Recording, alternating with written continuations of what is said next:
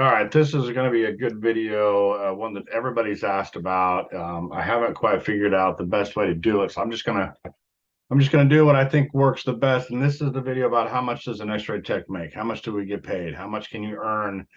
Not to be confused with how can you make a whole bunch of money? Because I've been talking recently about how you can make six figures in this field. I'm dressed like Farmer John because we have a snow day today. I'm up here in Idaho, and it's colder than hell out there. So I dressed appropriately. If you know me or you've seen me on social media, I've got an old 1977 CJ7 Jeep that I drive around, and it ain't got no heater. So I've been taking the kids to lunch and whatnot. And anyway, I'm going to show you what we make. I'm going to show you actual pay. I'm going to show you actual studies, surveys. I'm going to show you exactly what we make. And now here's the thing, right? It varies everywhere you go. It varies on. I was in a Reddit discussion last night talking about this because people go, well, my hospital's starting at $23 an hour, and that sucks. And somebody else says, I'd never take less than $30 an hour if I was an X-ray tech. Well, you're talking out of your butt because you don't know what you're talking about. And this is where I mean, maybe you just understand how the world works, but if you haven't been in administration, you don't understand both sides of the table. A lot of things go into that calculation. It's not just this magical number that we throw out there. It has to do with how big the hospital is or how small. Obviously, if you're in a big, 10-story corporate hospital in New York City or LA, you're going to have a lot more money to work with and to hire people with than some little 30-bed hospital in a town of 20,000 people. It's just common sense. So the size of the facility makes a difference. And then there's the amount of experience you have makes a difference. Somebody coming straight out of school and somebody with 10 years experience, big difference. And then there's going to be the payer mix. How are the patients paying their bill? Because how they pay can dictate how much money the hospital brings in, or the outpatient center, or the chiropractor's office, or wherever it is you're applying. So a payer mix, if you don't know what that is, that just means how are the patients paying their bill. If you're in a location where there's like Sun City, for example, is a part of Arizona where mostly senior citizens live, which means hospitals there are going to rely heavily on Medicare. And Medicare is one of the worst payers of them all because it's government. So they don't get as much as, say, a Blue Cross Blue Shield or Aetna or Cigna. And then you've got a lot of, like, if you go to work in a doctor's office or chiropractor or whoever has their own X-ray tech, some of those are cash payer only. They don't even take insurance anymore because it's such a hassle. So, they get their money pretty quick. Some of them are cash up front. So how big the hospital is, how they get their money, what kind of a facility it is, a little outpatient center versus a big hospital, the type of volume, the turn and burn, if you're doing one patient a day in radiology or 500 a day. There's a lot of different factors that go into and your market. I guarantee you every hospital out there checks the market and says, well, our two competitors are paying $20 an hour, so we're not giving a dime over $20 an hour, or they'll give $20.50 to get everybody to come there, but they're not going to go to 23, 24, 25 because they don't have to. So there's this market analysis as well, and that's what you see. Like, I'm going to show you a compensation redesign. I was at a facility as a director, and the whole system went through giving people more money because they were so far behind the curve. And in that particular case, it's called compensation redesign. And the first thing they do is they go out and they do a market across the country and figure out what the average income is, or the average pay is, for nurses, doctors, radiographers, physical therapists, all that. They look at the market average. And what they should do is compare like facilities to like facilities.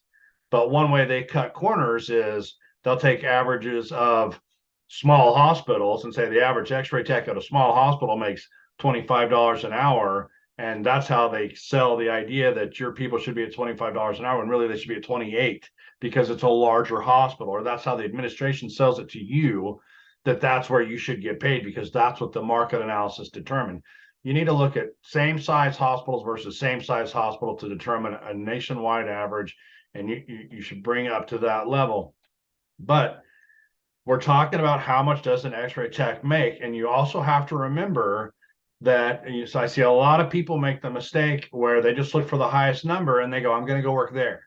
Like, oh, in California, they're paying $54 an hour for X-ray. Yeah, but a hamburger's $15, or taxes are 38%, or the cost of living is so ridiculously high that at the end of the day, you're not taking any of that money home. You're paying it all out in taxes and cost of living expenses. So you can't just look for who's paying the highest wage. Same goes for, that comment on Reddit last night. My hospital is only paying $23 an hour. Well, if you're in Mississippi, where the cost of living is one of the lowest in the country, you're going to keep a lot more of that $23 an hour because your cost of living is so low. So I did a post a couple of years ago where I took the cost of living in each state and the average rate of pay for each state, which you can get if you're a member of the ASRT. They do an annual survey, and I'm going to show you one here in a minute. And I compared them, and I came up with a calculation on which state allows you to keep the most money in your pocket, because like somebody will go, well, Hawaii pays a lot of money per hour for an X-ray tech. Yeah, but Hawaii is the most expensive place in the country to live. Does that make sense? To go there for the highest rate of pay if you're going to pay the most in taxes and property taxes and rent and everything else? No, you want to balance. You don't want to go to the poorest state because they pay the cheapest. You don't want to go to the expensive state because they pay the most, because you're still going to end up with about the same thing. You want to go right in the middle somewhere where the cost of living is decent and the rate of pay is decent, and then you figure out how to increase your pay in other ways. And that'll probably be another video, but that was another part of my Reddit discussion last night, is how do you make the most money? And I've got articles that tell you how to negotiate your pay. I've got videos to tell you never accept your first offer if you're offered an X-ray job, because they don't sit there and say, what's the most we can pay this person to get that? No, they go, what's the least? And odds are you're so tired of doing free clinicals and working for free as a student that you'll take the first thing that you get offered. And then they got you at the bottom of the rung, bottom of the ladder, and you slowly work your way up with annual increases. Always negotiate and ask for more, because they have a range, and I'll show you the range. There's a range that they give you, and it's based on years of service. So you'll see what you get when you start out and what you get at 20 years of X-ray service, and somewhere in the middle is where you are in the middle of your career, but you use that tool to negotiate. So let's start with, I'm going to do some screen sharing, which should put me up here in the corner of the screen. But one thing I'm going to show you is, I'll pop up here, and if you're a member of the ASRT, you get the American Society of Radiologic Technologists, you get updated, McDonald's, you get updated information. So they have this research they do every year, this survey called the Radiologic Technologist Wage and Salary Survey, right? I'm not up to date with my ASRT membership, so I can't access 2022, which is fine, but I can access 2019, even though I'm not a paid member right now. So that means it's open to the public if you have a membership, even if you're not current on your dues. So I'm not going to show you the whole survey, because I do want people to be members of the ASRT because they support our profession. But I am going to show you some of the data, because it's hard data and it's data everybody should know, and it's pertinent to this discussion.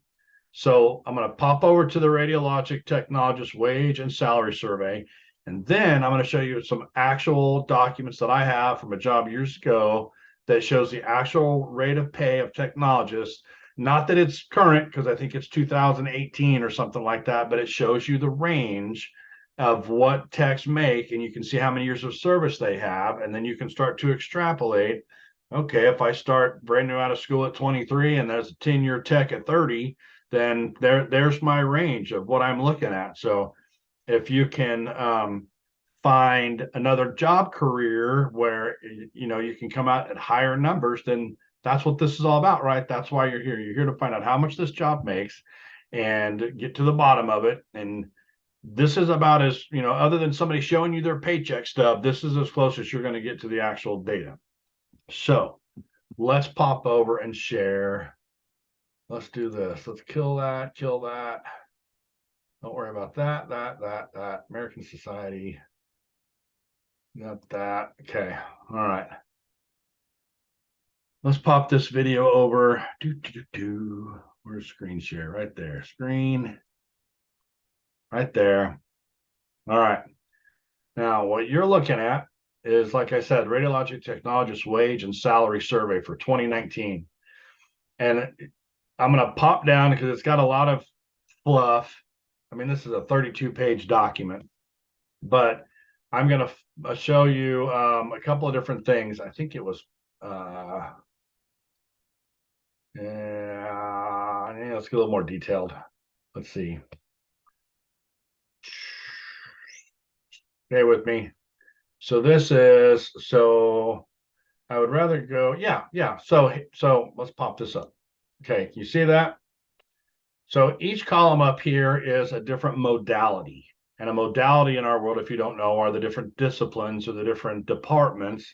So there's radiography, that's the X-ray, N for nuke med, T for radiation therapy, MRI,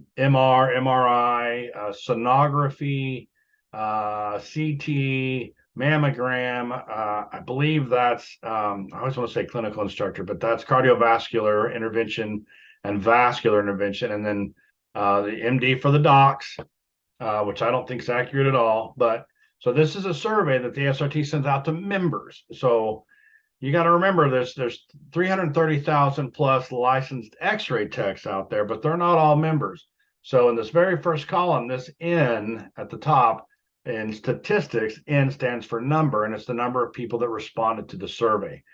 So for radiography, they only had 5,190 people respond to the survey. So out of 330,000 plus techs, only 5,000 responded. So whenever I do these things where I talk about pay, I'll put it out there and then somebody go, well, that's not what they make at my place.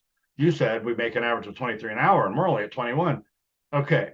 So data is based on whoever submits the survey and what size hospital they're in, how long they've been in the line of work, all that stuff. This is a broad estimation.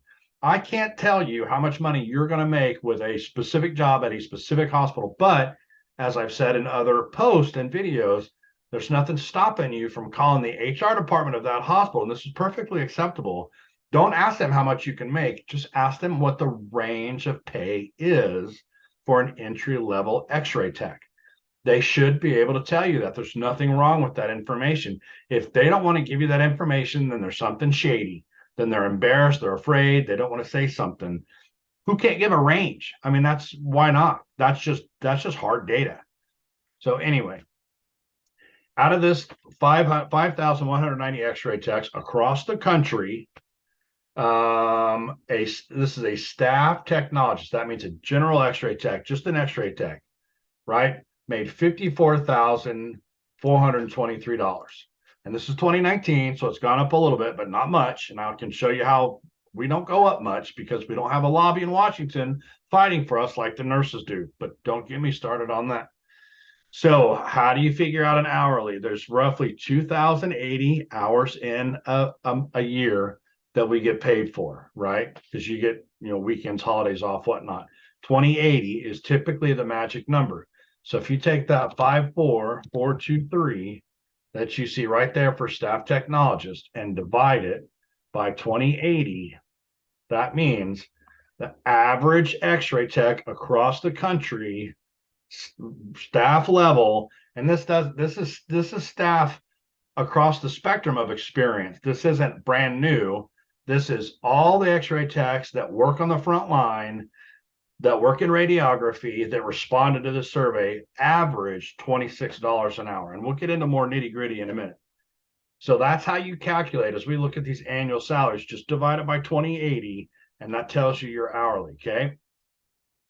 Now, let's say you get promoted because you're looking into this because you know how much you can make in your career.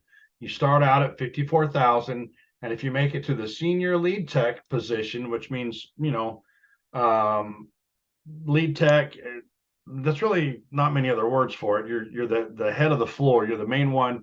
You're the one kind of controlling traffic. See, there's the regular X-ray tech, and then there's the lead tech who may sit at the desk and hand out, or tell people, you go do the foot, you go do the arm. Maybe they are quality controlling images, whatever. But there's the X-ray tech, and then there's the lead X-ray tech, And that's what this is. They call it senior or lead tech. And they're at 62,000 a year. So that's 8,000, a little under $8,000 more per year once you have the experience to move up the ladder to the next rung. Okay.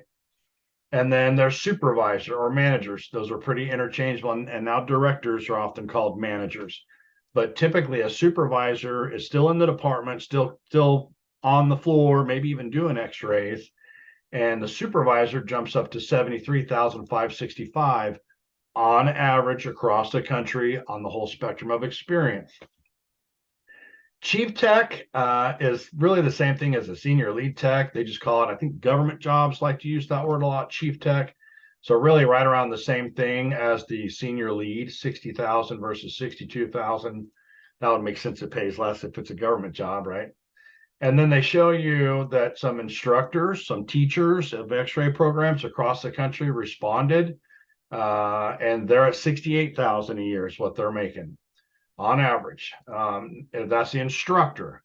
Now, if you're the program director of the whole program, the whole x-ray program, you jump up to 82,000.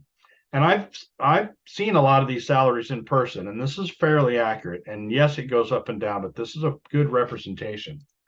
Administrator, so that's your director of the department, $115,130. When I started as a clinical manager, I was at 94,000, and that was 2012-ish, 2013. When I got to director, I stayed at about that same 95,000 and went up to 125,000 as an administrator. And so 115,000 is right in there with what administrators make to run the department. And then they threw in sales and apps and all the, we've talked about other jobs you can do in this field. Besides, you get burned out on x-ray, you can go be a salesman of the equipment, an app specialist, repairman. You can do all kinds of things. So those folks, sales and applications, are right in about $88,000, $89,000. So they're in between program director at a school and the administrator.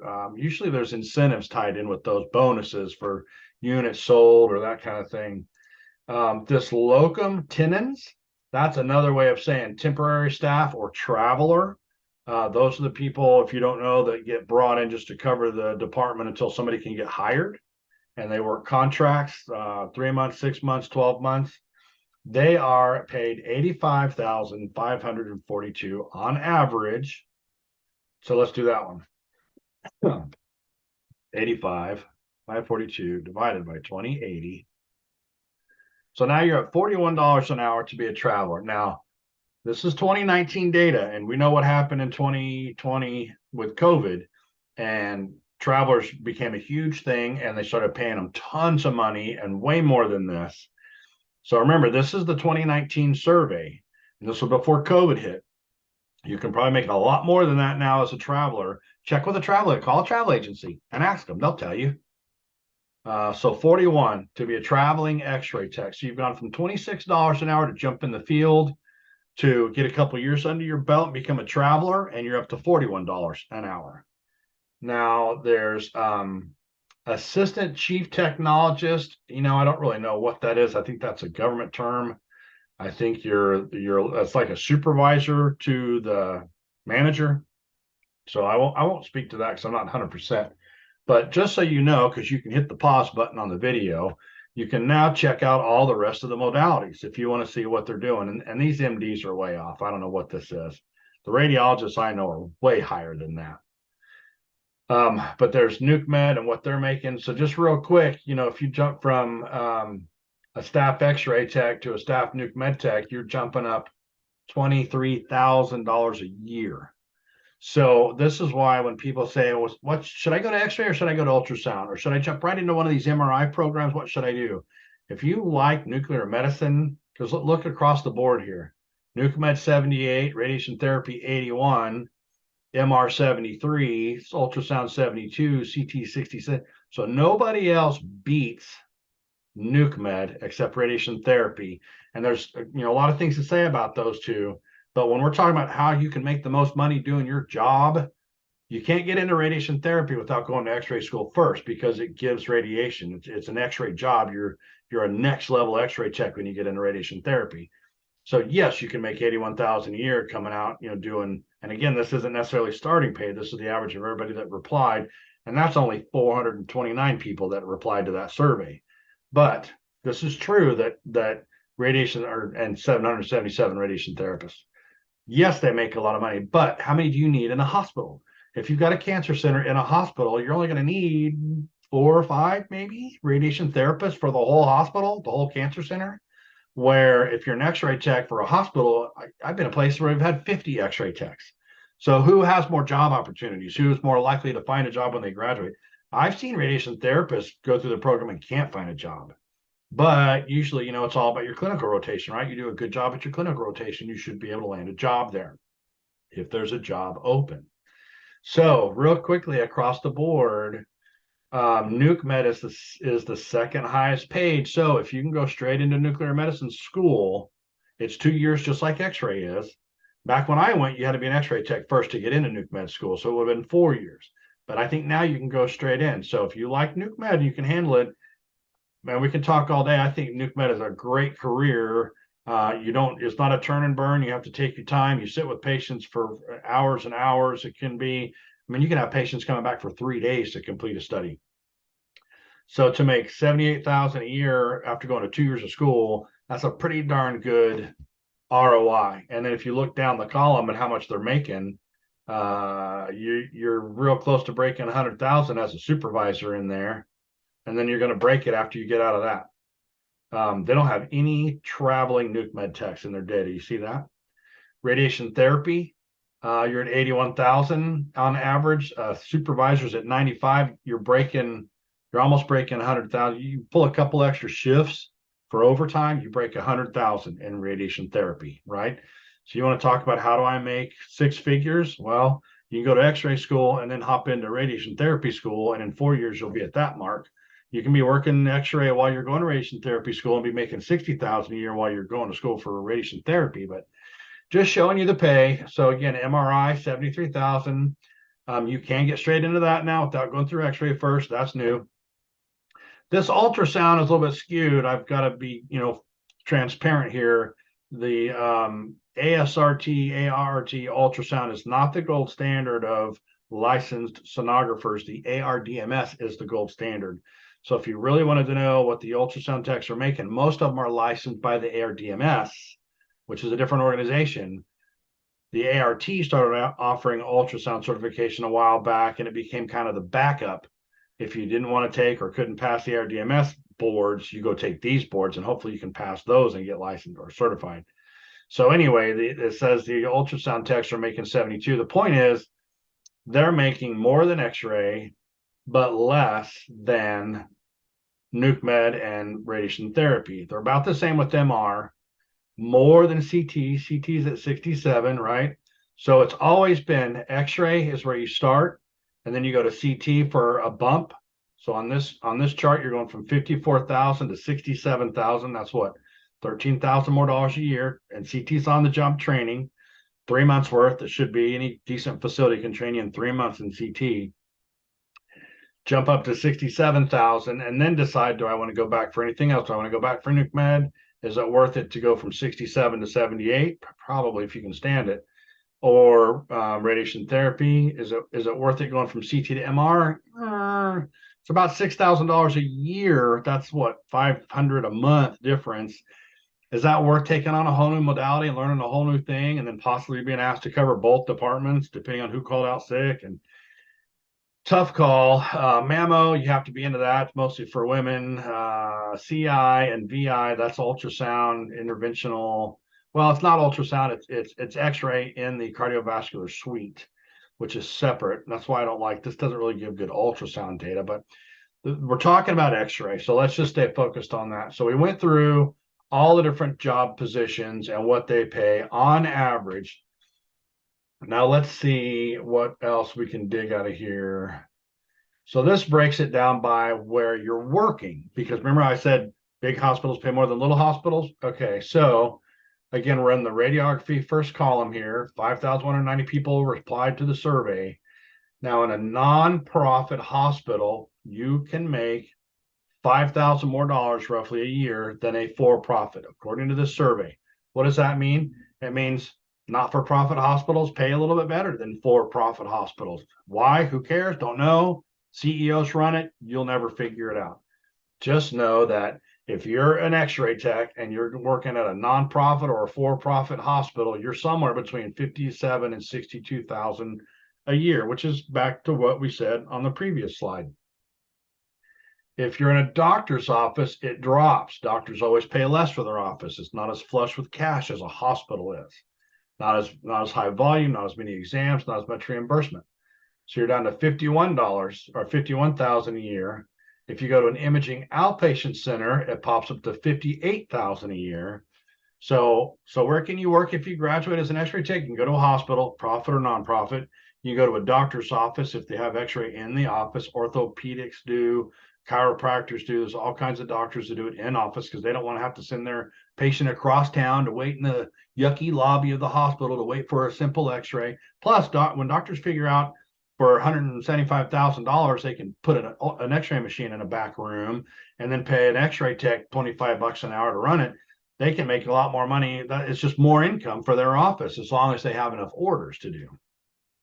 So imaging centers pay more because it's more it's not just an X-ray imaging center. It's usually X-ray, CT, ultrasound, MR, everything. So they have more money. So they pay 58,000 a year. Then jumping into education, they say it pays around 73,000. I'm not so sure about that. Every education job I've ever seen has been super low pay. Government hospitals typically pay less. This one says they pay 57,000, which is comparable to a for-profit hospital. YMMV, your results may vary. Depends on where you go. And then mobile unit means you're out doing mobile X-ray for a mobile company. They pay even less, 53,000. A corporate job, not sure what that is. This one says travelers are at 66. I don't believe that. I'm not sure where they're getting that data or why it's so low. Maybe it's because it's before COVID, but you should always be able to make more as a travel tech because you're filling a need that they can't get done. And if the hospital can't do the X-rays, they can't get paid. So they got to pay you more to get you there to cover it so they can hire somebody. And then there's actually industrial X-ray, which we never talk about, but there are machine part makers who have to X-ray the metal machine parts that they make for airplanes and whatnot, industrial use. They have to X-ray those blocks of metal to make sure there's no fractures or cracks or problems within that metal casing. For quality control, they have to do that. So there are people that are licensed in X-ray that work in industrial X-ray, and according to this, they're making more than they are everywhere else. 74,000 for industrial, and then they didn't say what other was. So there's a good starter for what does an X-ray tech make. Now, this is a breakdown because they asked the people what level of degree do you have, because people are always saying, well, should I get an associate or should I get a bachelor's? And I would say, doesn't matter. Well, we're going to see what the numbers are, right?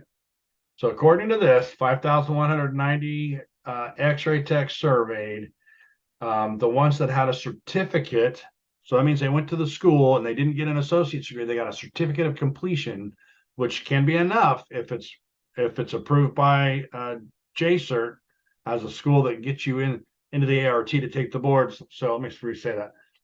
To take the national board to become an X-ray technologist, you have to take the ARRT board exam, and in order to take that, you have to have gone to a school that they approve of. They go through and look through the school's curriculum and make sure that school is teaching you the correct things in order to take the test and pass, hopefully. And so there are schools that are not checked out and do not get granted privilege to go take that board exam. Just because you graduate from that school doesn't mean you get to go sit for the board exam. You may be screwed. And there are schools that are doing that. And so that's why when you come on our group, Facebook group or whatever, and you say, I'm looking at some schools, which one should I pick? First question is always, are they certified? Are you going to be able to sit for the board exam when you graduate? So when you graduate the school, you get a certificate of completion. Now, if they build extra classes into the program in order to satisfy a certain number of credits so that you graduate with an associate's degree, that's different. You still graduate from the X-ray program, just some of them get certificates, some of them get associates. Some of them make you take even more classes and you graduate with a bachelor's. So that's these numbers.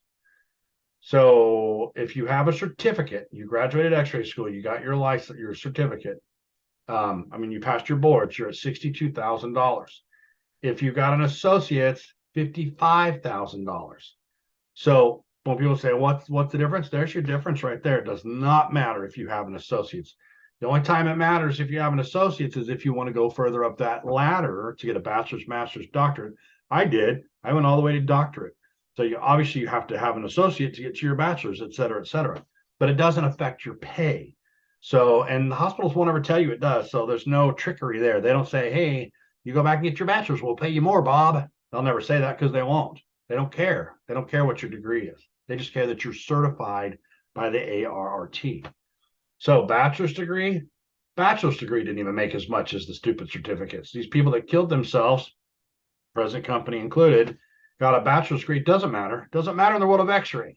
The only reason I got a clinical manager job is because I had a bachelor's. The requirements to get into management typically require a bachelor's degree, and you will not get in there if you don't have a bachelor's degree. Most places, if you want to get in there. I don't even know that I recommend you get into management. But now you get up to master's degree, and for some reason, X-ray techs with master's degrees are getting paid more. Now, my guess is that maybe, because this doesn't break down the job descriptions, maybe they're in those supervisory roles, or they're in those radiology director roles, or they're in one of those other roles and they're just making more. It doesn't break it down here. Same thing for doctorate. They're up to 86,000. So the point I'm making on this screen is when you pick a school, it does not matter if it gives you an associate's or certificate. It only matters if you want to continue down that path. If you're being presented both, I would take the associates because you never know when you might want the bachelor's, right? And if you ever peel out to go to some other field, you already have an associate's. Going to get your bachelor's be that much easier than if you had a certificate and you got to start from scratch to go get a bachelor's in something else. So putting that to bed right here, having a degree does not make a difference at the associate, certificate, and bachelor level. And the master's and doctorate, in my opinion, this is reflecting people that are further up the ladder in the department, and that's why the rate of pay is going up. Because you don't find any X-ray techs that have a doctorate degree. I mean, I don't know any. I knew very few with the master's, and they typically ended up in director's spots right away. So that's all I'm going to show you here. There's a ton more stuff in here. Again, it's 32 pages, but if you want to see the full thing, and here they break it down by state, and this is the data that I used when I created my post about which states allow you to keep the most money in your pocket. Here you can see out of those 5,000 techs, they got them from every state and what they're making. So I can't sort this, so I can't put it low to high for you, but if you were to do the math and divide it, I mean, let's just take some of these horrible ones. 43 is the lowest I'm seeing right off the bat. Or 46. So Alabama, 46,388 divided by 2080, $22 an hour. Now ask yourself, because we see a lot of big numbers and that's where we get excited, and then our brain stays there and we start seeing the lower numbers and we're going, that doesn't sound as good.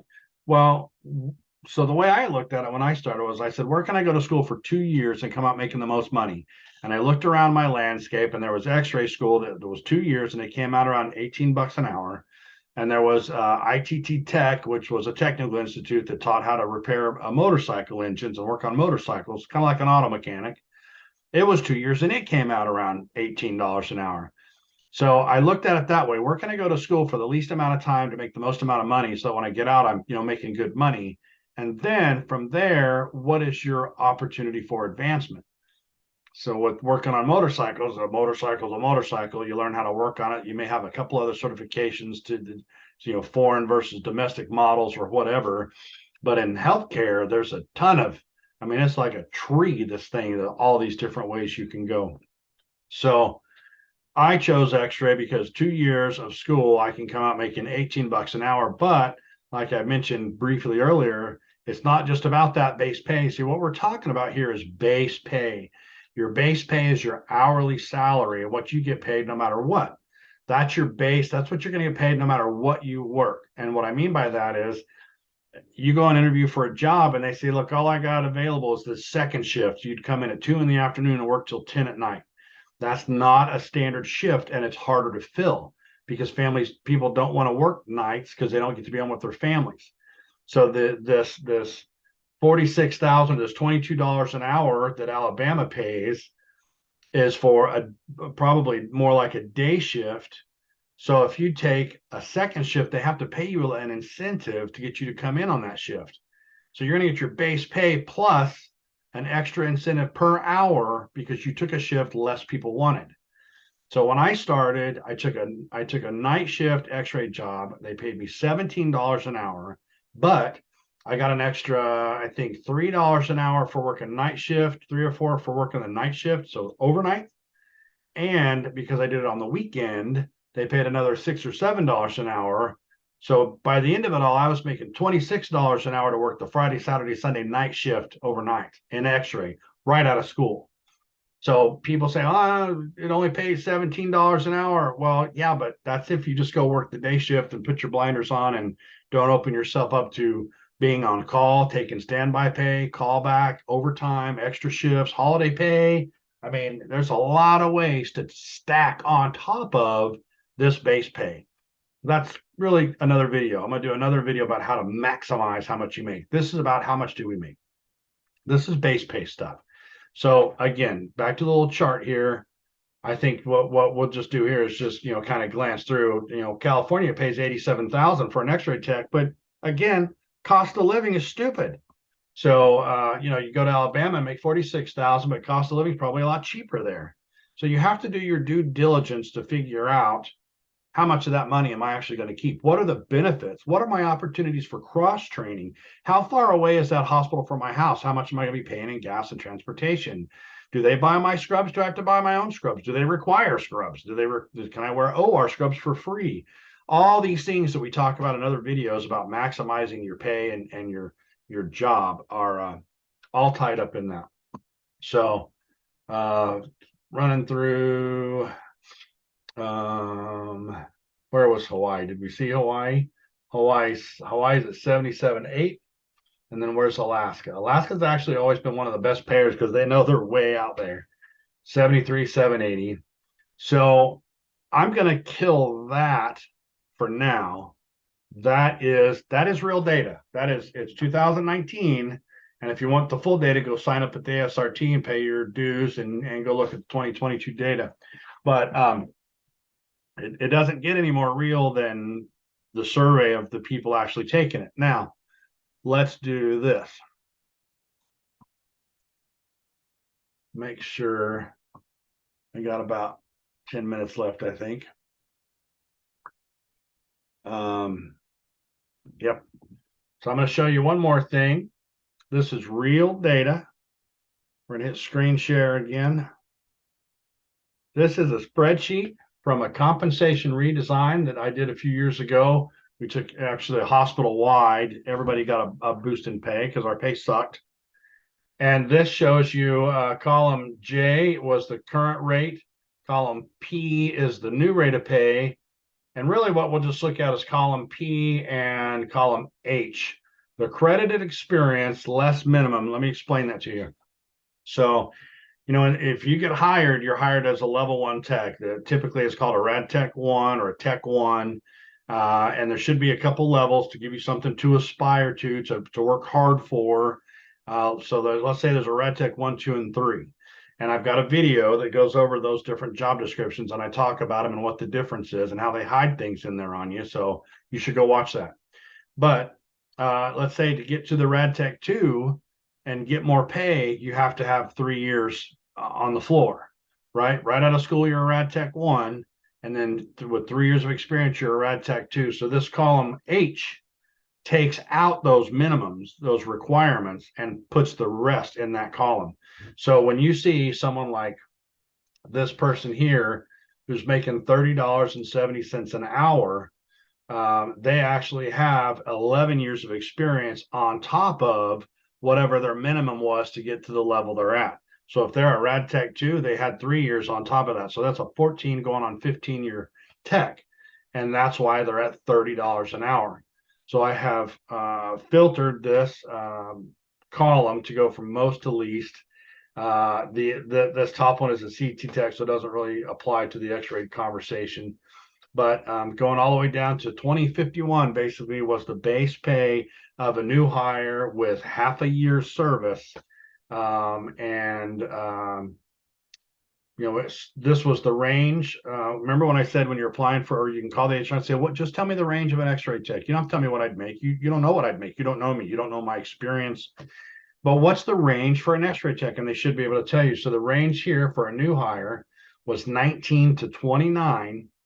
And now that doesn't mean a new hire might get that 29. That means when that new hire is hired in, probably around that, and you can see they were hired in at 2051. So $1.50 above the bare minimum. But that means that is now their new range for their entire career until it gets readjusted again, which is what this is. It's a readjustment, but this only happens like every 5 to 10 years. So at this particular junction, the range of pay for X-ray was 19 to 29. That's a pretty big range. But what that means is if that tech stayed there 20 years, they would work their way up to that 29.50 top end. That's the most you're ever going to make in that position until the company comes through and reassesses and moves the bar up again. So they should be doing that fairly regularly because we all know the cost of living increases all the time. And you have to adjust for that on here. But they don't do it as often as we'd like. So my point is there's a range. You'll only reach that top range when you work 20, 30 years. The mistake people make that are new or that don't understand how it works is they see the range and they go, well, I'm a pretty good person and I'm pretty good at what I do. And maybe I got a year or two experience and I always show up and I never call off.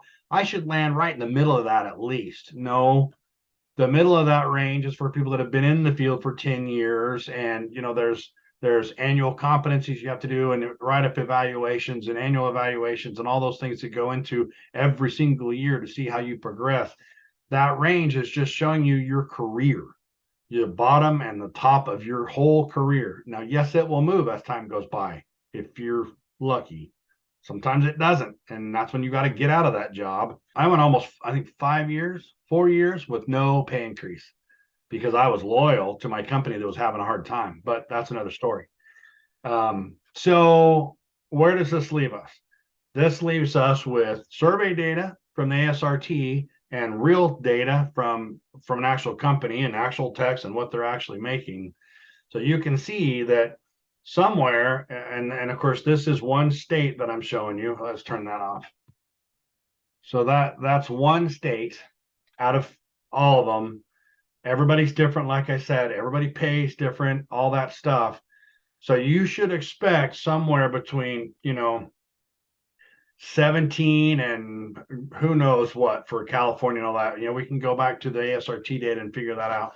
But what you've got to do to figure out how much you can make is figure out, like say you're just getting started and you haven't even gone to school yet. You've got to figure out what state am I going to end up in? I live in New Mexico and I'm going to go to school in New Mexico and I'm going to work and stay in New Mexico. Then you need to find out what the data says. And some of this is even on the internet and it's in one of my posts too. It's open. If it's on Google and available to the public, then anybody can access it. So you need to find out what the data is for your state and what they're making and find it out. And you can call the HR and say, what's the range of pay? No big, you don't tell me exact, just what's the range? And if they won't tell you, they won't tell you, whatever. You can go into Facebook groups like ours, the Radiologic Technologist group, and say, anybody know the starting pay in Georgia? And 10 people will pop in and tell you what they're making. So when it comes to what we make, you have to figure out what it is where you're at. And then you have to figure out how much you're going to get to keep based on the cost of living in your neighborhood, in your state. And that's just a part of the calculation of how much. And then you've got to, the next step is you get through the program and you get out and you graduate and you pass your boards. Then you've got to get serious about the interview process and how to negotiate. I've got videos on all that. But you are worth your weight in gold when you graduate with that certificate. Don't just accept the first thing they throw at you because it's always a low number. Negotiate. And I'm telling you, I've never been in a situation where we all made an offer and a person countered and we go, nope, never mind, you're out of here. We're no longer interested because you counteroffered. No, they'll either say, no, sorry, the budget won't allow for it. And you go, okay, I'll take what I get. Or they say, let us think about it. We'll call you back, whatever. And then they call you back and say yes or no. Or they make an agreement with you right there to adjust it a little bit. But there's always room. There's always room to adjust. They always have room to come up. And if you're worth it and you sell the idea that you're worth it, you can get it. You just have to ask for it the right way and be smart about it. People say, you know, I want $5 more an hour. I'm worth it. No, you're not going to get $5 on a $20 an hour offer. You know, maybe $2, $2.50. Be realistic about the offer. Do some research and find out what people are already making. You're not going to get offered that much more than what people are getting already there. Yes, new hires get paid more than some of the people that are already there, and that's messed up, but it happens. But you can do your research and figure out what they make, right? So I'm going to wrap this up. This is the video about what we make in Xray. And as you've seen, advanced modalities make more. The degree doesn't matter. The location where you work matters. How long you've been there matters. But where you go to school absolutely doesn't matter unless it's not accredited. Then you can't sit for the board exams. Okay. I'm Ron Jones. Hope this helped. I'll get this published as soon as I edit out the phone call.